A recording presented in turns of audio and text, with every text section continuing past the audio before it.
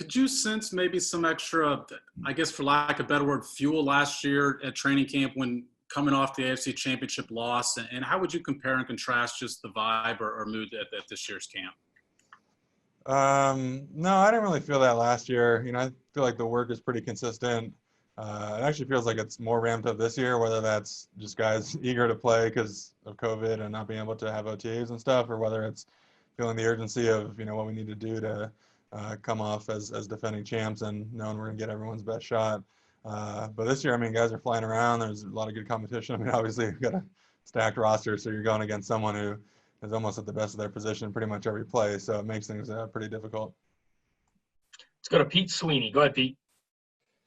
Hey, Mitch. I was wondering with Clyde EdwardsHelaire, I think we've asked you something similar before, but now you've had a couple days of padded practices. With the new running back and every running back's a little bit different, I was wondering if there's any insight into the differences maybe for blocking Clyde that you didn't previously have.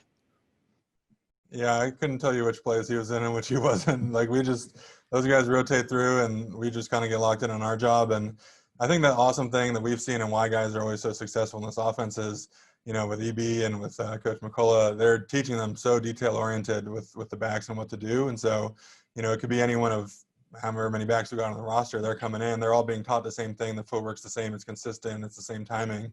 Because, our job's hard enough trying to, move guys and trying to figure out where the defense is and who we got to block. And then if you had to say, oh, Clyde's in on this one, we got to do this special difference, that just doesn't work. So that's not something that, we really focus on. We kind of do our job.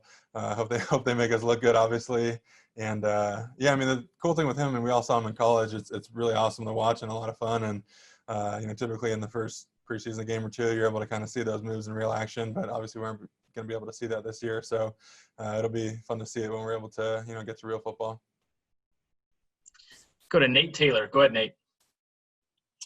Mitch, can you explain what you would normally try to work on and get the most out of in a traditional preseason type scheme and how that can be transferred to a practice where, like you said, you're going up against, similar guys every day in practice? And then secondly, since the Super Bowl, what have you thought has been the most impressive thing that you sort of seen from Patrick so far in terms of getting the team ready and maybe getting himself to the next level for this season?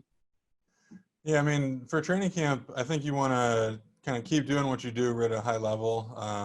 You don't ever want to kind of lose your core and your base. That's something that whenever I talk to a young lineman, I got into a spell when I was young, like, hey, this guy does that, or this guy sets like this guy uses his hands this way, and I tried everything, and I wasn't very good with it, and I realized I need to figure out what works for me. And so you kind of want to make sure you're, going with the cooking analogy, but you got a nice chef's knife that you like, make sure that knife is nice and polished and sharp, and then you can start branching off and using other knives, and so, using different pass sets or different change-up sets and things of that nature. And that's where you really want to work and get comfortable with things that aren't your bread and butter, and kind of progress through camp and try to add, more tools, because just like a defensive lineman, a guy who's only got one great pass rush, eventually you kind of figure it out. As a lineman, if you only got one pass set, eventually they kind of time it, they figure it out. So it's working to expand that, working out of your comfort zone, really honing in on that. And that's, to me, what, training camp's about. Is it's weirdly, it's a time to fail. We've heard Pat talk about being able to throw interceptions and knowing what the limits are and things of that nature. Same for us. We got to learn our limits. We got to know what works and what doesn't. And getting to Pat, we've seen, seems like he was all over the place this offseason. He's got a lot of obligations and everyone wants a piece of him, but he comes in, he's in phenomenal shape, slinging the ball around, tons of energy. We've got, keep stacking up those play calls, and he's getting them out with ease. And you can just tell that, wherever he's been, his mind's been in football, and he's coming looking really sharp, and it's exciting. Go to Sarin Petra. Go ahead, Sarin. Mitchell, I'm curious. Number one, the team lost, a couple offensive linemen, right, with the opt-out part of the equation, and now Eric Fisher has battled a concussion. Do you work any reps at all at left tackle? Number one, and even if you don't, how quickly could you get comfortable if in an emergency you had to do something like that? And then as a second question, I'm curious, just the guys in the trenches, right, are the ones that really have to go face mask to face mask, really have to get close. And And I know everyone at the Chiefs are doing everything they can in practice to protect COVID-wise, but you're going to have to go head-to-head with other teams. I'm just curious what your mindset is and your security of how the safety is going to work on that. I mean, to the first part, I mean, I don't take too many left side stuff, but it's always there. I mean, you never know in an emergency. I mean, if a fish goes down, the next tackle goes down, we're kind of left with 5 guys. Like, I always got to be ready to go to any position, really, to be honest. I mean, that's something that, as linemen, we always talk about understanding the concept of the play within the play, but that also goes to being able to play any different position. I mean, if a guy gets hurt, you got to switch sides. So you always got to be ready. And then in terms of, playing against other people, I mean, I think the idea, I know the Chiefs have done just a phenomenal job in terms of all the safety regulations, guys taking it serious, doing the right thing, in the building, outside the building. And so, I can only imagine all the other teams are doing similar. Across the league, it seems like the numbers are doing really well. Like you said, it's kind of inevitable that you're going to get face-to-face. There's going to be, breath particles that could be in your way. And I think you just got to, have trust in the other team and the other guy that they're doing the right thing. And, we're doing testing every day. We've seen that get extended. Seems like, hopefully soon enough, there's some, day of testing potentially for game situations. But I think you're just trusting that, the teams have done everything on their part and we're doing everything individually, that when you do get to the game, you're going against a guy who's done his part. Look, we've got one more. Let's go to Herbie. Go ahead, Herbie. Hey, Mitchell.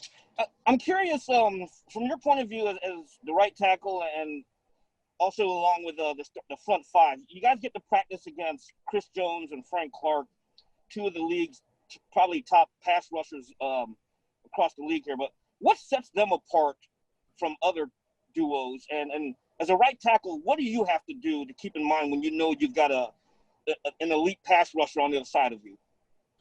Yeah, the thing I first think of with those guys is their get-off, their quickness. Chris, for being as massive as he is, he's got as good of a get-off as anybody. I know Aaron Donald's crazy quick too, but, for Chris doing it at however much he weighs, it's insane. It's not really fair in practice. He tends to time that up pretty good on us. But it's that, and then also he's just so naturally powerful.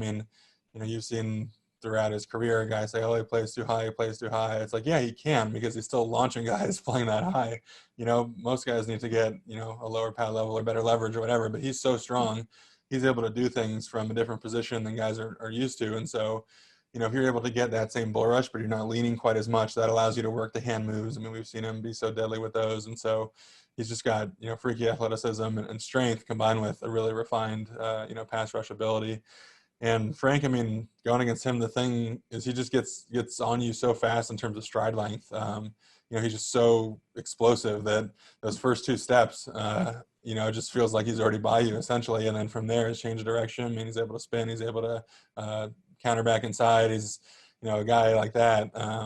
People always kind of wonder, but he's not the hugest DN, but for a guy that size who's moving that fast with that much explosive ability, he's got a ton of power too. So you don't really know how to defend him because, he's by you. You overset that, he's inside, and you try to play both of that. You're on your heels, and he runs right through you. So you kind of feel helpless, honestly, and it's not the greatest feeling as a tackle.